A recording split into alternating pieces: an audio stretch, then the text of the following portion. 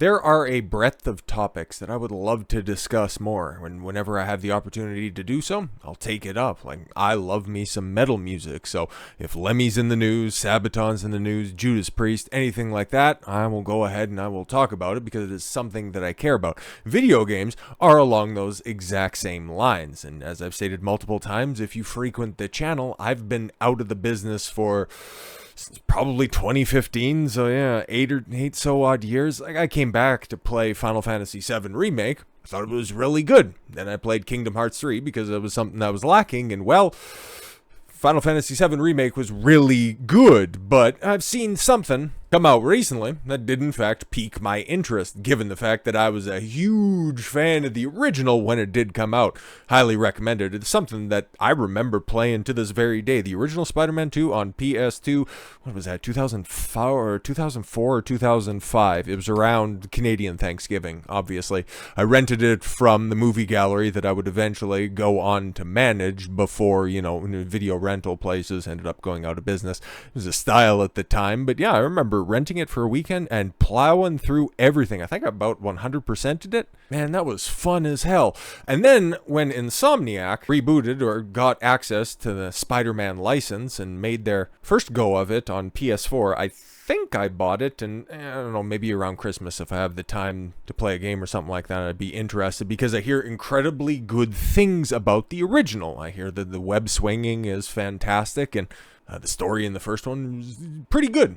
It held up for a while, and it was one of the best performing PS4 exclusive titles and made its way onto PC. Well, maybe if I can get it on PC, I'll play it over there. But even still, and then when the second one came out, and even though there was some DLC for it when the PS5 first came out, and people are, is it still difficult to get a PS5? I don't know, man, because I'm itching, but I also don't want to drop a G just to fucking pick up a console that I'm only, somewhat gonna play just to play Final Fantasy VII Rebirth, but no, it's calling. But Spider-Man 2 recently, within the past couple of weeks, and got released to rave reviews. At least when it comes to the gameplay. The story, well, that's kind of what we're going to be focusing on, and is also a big reason that I took a big step back from playing video games, because Christ, I've got my media wall with all the books and CDs, DVDs, 4Ks, Blu-rays, and a dearth of video games as well, because Christ almighty, man, like, from PS2 all the way up to PS4, every single series that's in there, I've got so many different games that are in there. I grew up as a gigantic nerd. Still am to a certain extent, but I've kind of tapered off, mostly because, well, my interest in games, and especially the AAA market, has vastly petered off because, well, my story back in 2015, I'm pretty sure it was 2015, when Mass Effect Andromeda dropped, or was that 2018? I was wrong on all fronts. 2017 was when I would have dropped off, so yeah. I thought that game was written abysmally, and well, nothing else was really grabbing my fancy at the time. The original Titanfall came out, and it's like, it's kind of fun, but you have to be online all the time. Nah, man, I was somebody who was always playing RPGs, and well, everything started to go to that action RPG crap, and well, I fell off. Long story short. Because the writing, well, a famous quote out of Mass Effect Andromeda, my face got tired. Now we're coming back to a time where a lot of people, and I do mean a bunch of people, are taking a look at the AAA gaming industry, even though there's a lot of different indie games. Now the rise of the AA industry is also coming back, where you're not getting these bloated budget games. Like, I seen something about Sega wanting to put out a super game worth $200 million, which I take a look at that budget and go, it's too big to succeed. And this is Sega, after all. That was riding high as the number 2 game company for a long old time, and then eventually fell off. It's like, you're gonna go ahead and take that jump again, which what was the like, you got the Yakuza license, and Sonic is sporadically good at best. Like, what are you even trying to do over there? There's gonna be a collapse in the AAA industry. And just like the rest of entertainment, well, it all just simply comes down to the writing. But what do I have pulled up right here? Well, obviously, there was a lot of hype behind the release of Spider-Man 2. I don't think that anybody's going to go ahead and deny that. And, well, the sales totals are just right out there for everybody to see. 2.5 million copies in the first 24 hours. It dominated sales charts in the UK, in the US. Japan, well, it also had a bit of competition. Super Mario Wonder, which looks pretty good as well, also came out. And well, Japan is Nintendo country. I think we all know that. And Sony is the number 2. And well, Microsoft couldn't even break in if they had paragliders and M4s too soon. Now that everybody's had an opportunity to either check out the game for themselves or have their favorite reviewer go through it and give their opinions on it, we got kind of an update when it comes to the sales charts, specifically in the UK, and I think that was probably it's a good bellwether, because I was looking for the US sales totals and couldn't find any. Okay, maybe they're not released yet. Okay, maybe they come out later this week. Okay, but I want to talk about this stuff right now, so that's all right. But we have the UK sales totals, which is interesting because the number 2 game, Super Mario Wonder, ended up taking over the number 1 spot. Now, is this a situation where everybody bought Spider-Man 2 because that's a game that they were going to play for the week, and then they came back and bought Super Mario Wonder afterwards, and then vice versa happened? Maybe, potentially. But you can also take a look at the drops, which is always important. Well, you can kind of deduce the results of the word of mouth for yourself. Super Mario Wonder, after debuting in second last week, has taken over the first place in the UK retail charts, according to GfK data for the week ending October 28th. Sales data for the game dropped 55% week on week. That's pretty standard for a new release title. Anything lower than that, into the 40s, is seen to be an anomaly. And then you check out Marvel Spider-Man 2, which dropped from first to second place, and that second week fell 69%. That, on the other hand, is another type of anomaly, but something that signals there's a problem there. Because that's a big old drop from week 1 to week 2. That is one of those things where, okay, you hear the word of mouth, and yeah, what I've been hearing from reviews, and the game is fun as hell to play. But the story's kind of the big bugaboo. Which, of course, if you have a plan to franchise this stuff out, which, of course, it's a sequel, so you're anticipating a third installment and is heck of a lot more afterwards, you've got to wonder what these companies are doing. And if you've also been attuned to social media within the past couple of weeks, you've also noticed that on top of the story being rather short, it's also filled with a couple of red flags. Does it overall detract from the story if you can tolerate it? From what I'm hearing, no. Okay, but it's definitely a big tonal change when you sign up to play as Spider-Man and then you're thrusted to play Miles Morales. I'm joking, sort of. But when you have to play as, and I'm not joking on this one, a deaf black girl because you need to create beautiful art, and in order to fully immerse yourself in her shoes, the audio of the spray can is muffled. Why? Signed up to be Spider-Man, and then also you have to play as Mary Jane. And even in the first game, that was one of the big issues with that when it released. It's like those sections weren't fun, and now they're more plentiful, and she's even more unlikable, and also looks like she completely and totally fell off. Like I said, it's the writing that is going to sink the industry, because here you have, and I haven't seen anything confirm or deny this account, this is one of the writers on the game. I don't know her name. She could be a wonderful lady. But then there's Mary Jane, who is supposed to be one of, if not the most attractive women in all of Marvel Comics. And well, don't you see a striking similarity right there? And now she's in more of the game. Now she's even more of a Mary Sue. Now she's even more insufferable. Really does get the old noggin jogging now, doesn't it? And then, the entire reason that Spider-Man is Marvel's biggest property is because of Peter Parker. Now they just think that Spider-Man can be a mantle, and they can simply hand it off to Miles Morales, who, in the comic books, once again, and we've seen this carry out time and time again, whenever you try to hand off the mantle of a superhero, at least on the Marvel side. Like, I know there are certain runs, especially in DC, when it comes to the various different Green Lanterns where it's been successful. A couple of different Flash, but Marvel, doesn't really have that great of a track record whenever you try to just diversify your characters, and that's exactly what's happening here now in video game form. This was one of the things, and I was critical of the South Park episode and the fact that it came out swinging with kid gloves on, or one of the things that I think Cartman, or the kids at least, stood up for.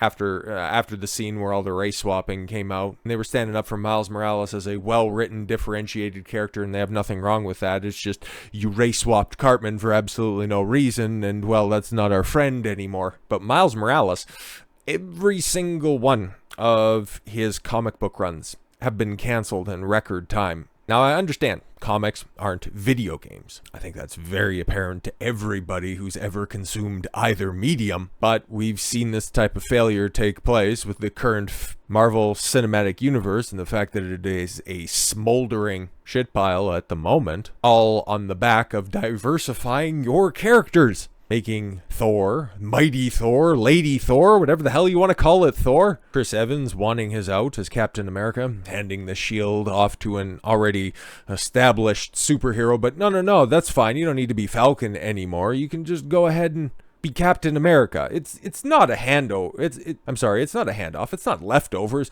Consider it an upgrade. And Eric July is somebody, young rep of 5'9", he's pointed this out where, okay, if you're a writer, if you're a comic book writer, or if you're just a creative in general and you want to have a non-white character, well, that's totally fine. It's just you don't need to give them the hand-me-downs of other characters. You just build them up, you write them well yourself. But because that's far too difficult to do on yourself, they'll just take the easy road, and the easy road that always ends with a sharp right-hand turn off of a cliff. We'll see if we can eventually get this ideology to spread to video games, even though there are also countless examples of other IPs doing similar things, looking at you specifically, Saints Row, and then just immediately closing up shop after they released. So Spider-Man 2 writers confirm huge setup for Miles Morales' future.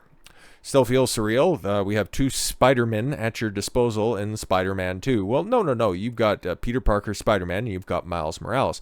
We've come a long way since the days of the Treyarch PS2 era. You shut your mouth. That fucking game is great. Or even Spider-Man 3. Are you talking about the movie? Are you talking about No Way Home? Or which Spider-Man 3 are you talking about? Insomniac writers Brittany Morris and Ben Arfman discuss the game's final moments and what it means for Miles Morales' future. Spoilers ahead. Yeah, whatever, man. It really doesn't much matter. I'm only going to read the important parts. Miles Morales, who has transformed into an incredible hero in his own right, but he's still Miles Morales. That's the way that he's sold. That's the way that he's packaged, because everybody knows that Peter Parker is Spider-Man. And that seems to be what Insomniac has in mind going forward, as Miles Morales says to that Morris says to Gizmodo. And that's always felt very natural. No, it hasn't. And I think we all collectively thought it would happen. To me, it shows a great deal of evolution for Miles. At the beginning of the game, we see him struggling to figure out what he wants to do with his life. But when it's all said and done, Miles Morales being the new main Spider-Man in the Insomniac universe, he knew exactly what was going to happen. The moment he came in, it was the moment that this was going to be the newest occasion, the newest medium, in order to force you to like Miles Morales. It's like, well, it hasn't worked anywhere else. Maybe it'll work in video games, because those goddamn stupid gamers, they have low enough standards, right? We could just go ahead and put in a new character and you'll just like the whole web slinging thing. But why? Okay. Why do you have to do that? What's wrong with Peter Parker? What's wrong with, I don't know, making a new character? Taking some cues from Batman, and instead of making Dick Grayson the new Batman, you just make him Nightwing. I might be confused. There's been so many different Robins that have spun off into different unique characters, because Bruce Wayne is Batman. And he's such an established brand, you can go ahead and build out a Bat family. And on the Spider-Man side, you can go ahead and, fill out a Spider family. Like, you've got, Spider-Woman, Spider-Gwen, or something like that. Like, there's a whole host of unique ideas that you could do, but instead, you just decide to take the lazy way out. But why do we see things like this happen time and time again in our different mediums, in our different entertainment media? I think it all comes back to one very central aspect of telling a good story. It's really all about the writing. And who's doing the writing on Spider-Man 2? Who's been doing writing, or at least consulting work, with some of the biggest releases over the past decade or so? Say hello to Sweet Baby Inc. What the hell is Sweet Baby Ink? You think, Don, okay, you're already talking about video games. You're already talking about the Spidermans. What are you talking about now? You got the Sweet Baby Ink thing? Well, they've been around since 2018. Actually, the people that work for them, I would show you the source documents on those, but funnily enough, all of their social media, their Instagram, their Twitter, their LinkedIn even, have all been privated or completely and totally closed down because, well, people are doing some inspection as to what they're doing. Founded in 2018, Sweet Baby Inc. is a narrative development and consultation studio based in Montreal. It's always those fucking French Canadians, man. And working around the globe, our mission is to tell better, more empathetic stories. Not just like better stories, more empathetic, okay? What does empathetic mean? Well, I think you're probably going to be able to figure that out here very shortly. And enriching. Oh, I'm sorry. Empathetic stories while diversifying. There you go. That's what you really wanted to say. And enriching the video game industry. We aim to make games more engaging, more fun, more meaningful, and more inclusive for everyone. More meaningful. Fantastic. When I sit down and play a video game, I want something that has meaning.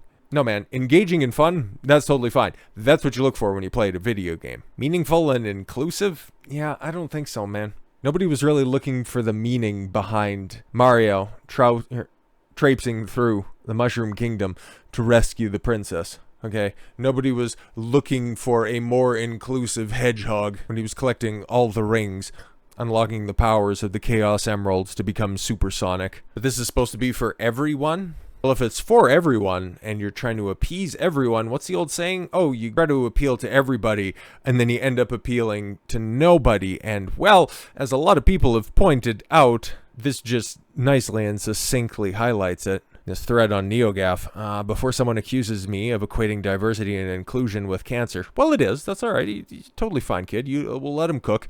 I am obviously referring to literal propaganda forcefully and tastelessly injected into art, which is effectively murdering true diversity in art forms. Yes, exactly. Diversity of expression. Diversity of thought, not diversity of, hey, is he black enough? And if you ever thought every modern AAA feels written by exactly the same people. Oh, it's because they basically are. You goddamn right. We already read this little bit, but don't worry. There's more writing from cinematics to barks and everything in between. We tackle every type of writing for every type of game. We bring in excitement, emotion, characters to the forefront, and aren't afraid of breaking something down. To build it back up.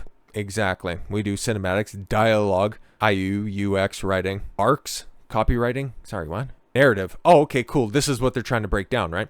Whatever your story needs, we're here to help. We tackle narrative and character in any form, keeping emotional resonance and authenticity at the heart of our work. Authenticity. Because there's nothing quite like an authentic Spider-Man experience, which, oh yeah, by the way, our friends definitely worked on, but we'll get more into that. But yes, when I sit down to experience a Spider-Man game, there is nothing more than I want to have some Easter Island-headed Mary Jane escort mission or a graffiti escapade with La Alicia Keller. Here's what they work on for the narrative: story pitches, world building, character creation, narrative design, story feedback, and tweaks. Oh, wow. Story feedback and tweaks. I imagine that's probably what they work the most on because, well, we have some pointed examples here in a second. Representation. Here's what they are offering their feedback on. You better believe that. We believe that representation is key in connecting players and audiences, and we offer a few ways to help your team. Oh, okay. I see what you're doing here. And project. Team and project, right? Again, the perspectives needed to make it happen. We're part of an inclusive and knowledgeable community, Cap, of diverse consultants. I'm sure they're very diverse in the way that they approach stories. Oh no, just in their appearance? Fantastic. Able to cover a wide range of cultural and sensitivity topics. This is escapism in its purest form, you weirdos. Our approach leads with the creation of joy in marginalized players. Sorry, what? And that's your lead. That's what you lead with. Oh, okay, cool. I thought you prioritized fun and engagement. Nope. We need to make sure that marginalized players are seen and heard. Great. I'm glad that these type of ideas have been killed off. several other IPs in the entertainment industry, and seek to be additive rather than strictly corrective. You can aim for that, you can seek that, but is that what you're doing? No, we do cultural consultation, sensitivity and inclusion reading. Fantastic. Risk opportunity assessment and more. Check out Alan Wake 2. All right, that also recently got released to not great reviews. Not great reviews at all, because you were promised an Alan Wake game. The first one since, actually, that's a game that I have the collector's edition of, 2008 or something like that. Like, that came back on, the Xbox 360. I think it was a Microsoft exclusive. And the second one just came out somewhat 15 years on. Like, it's been a minute and people have been looking forward to that. It's been stop-start development, and what do you end up getting? You get a race-swapped chick. Legitimately, the original character was in the first one, and she was a blonde-haired, blue-eyed Scandinavian chick, and now she's a black chick that works for the FBI who talks to herself and reaffirms herself around every single corner and takes every opportunity to tell herself and reaffirm herself, if everybody else isn't at the same time, just how goddamn great she is at her job. You can't make this shit up, but Sweet Baby Inc. sure can for a fine fee. We tackle development projects, big and small, whether you're making smaller, more focused games or bigger, full-fledged multimedia projects. Oh right, they're just right here in games right now, but you don't think, just like everybody else, like your Hideo Kojimas, your Tetsuya Nomura's, they would much rather be creating movies at this point in time with their convoluted fucking plots. Anyways, they're trying to break through into other entertainment venues. You goddamn well better believe that. We can assemble and lead an amazing team of new and marginalized voices who can bring it all to life. Full-scale game development and interactive fiction. Oh, okay. And what projects have they worked on? Well, Alan Wake 2, like I said. We worked on character arc. Oh, okay, cool. Voice and sensitivity reading. Yes. Just put a black chick in it and everything else will be fine. What gameplay? You don't need gameplay in that shit. Don't worry about it. Oh, Spider-Man 2. We worked on story consultation. Wow. Now it makes sense that Miles Morales is just going to get thrust right into the spotlight on that one. That's fantastic. But where did they really get their start? Well, last year. Last year with God of War Ragnarok. Now, I've listened to a couple of breakdowns of this, and it sounds like a pretty fantastic game. It was all built off of God of War, I think it was 2016 when the first one came out. I know I have a copy of that, and I do need to play that, because I do like the God of War games in general, because, well, they're violent button mashers for the 21st century. Seems like fun, right? Like, I played the first one. The first one was hella fun, even though the QuickTime events did eventually get annoying, but it was the style at the time. There were a couple of hang-ups with God of War Ragnarok, and after the first exceptionally received God of War 2016, is one of those rare opportunities, which is so strange, to have a father-son dynamic, and it turn out well and turn out good. Now, in general, God of War Ragnarok definitely did that, but there were a couple of things that just made you go, like, what the fuck is going on here? Like, the overarching story of, raising your son properly can lead to certain outcomes, as opposed to raising your son, or rather, neglecting your son.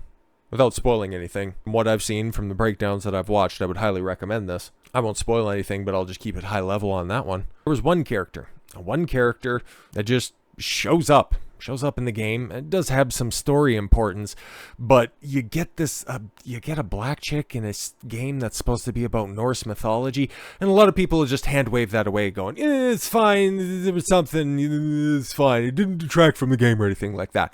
Yeah, okay, wonderful, fantastic, but that entire part of the story, everybody, even the people that loved this game, noticed that, there's kind of something a little bit funny about that section. It seems like it was deliberately and messed up the pace of the game. It seemed like it was developed by somebody else, and well, take a look at what they did, what we worked on.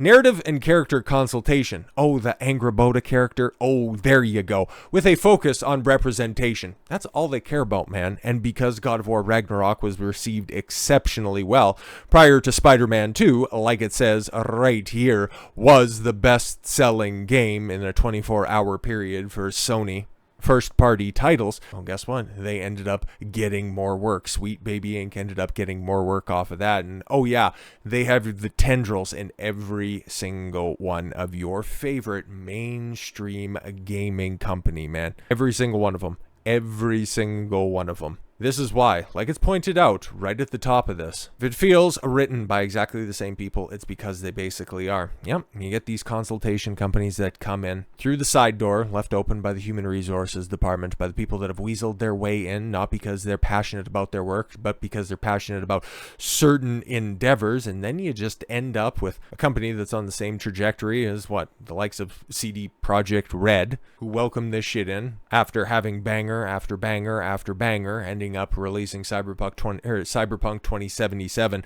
and now just not really working on games as so much as putting out diversity and inclusion videos on YouTube. Yes, those do exist. Or the two most prominent examples of this, you have BioWare, the guys who released Knights of the Old Republic, the Mass Effect trilogy, ending up inviting Anita Sarkeesian, one of the most vaunted names in all of feminism, to come on in and consult on a few things. Sounds familiar? And then you end up with BioWare of current day, who's working on I don't know, because everything went down in massive flames.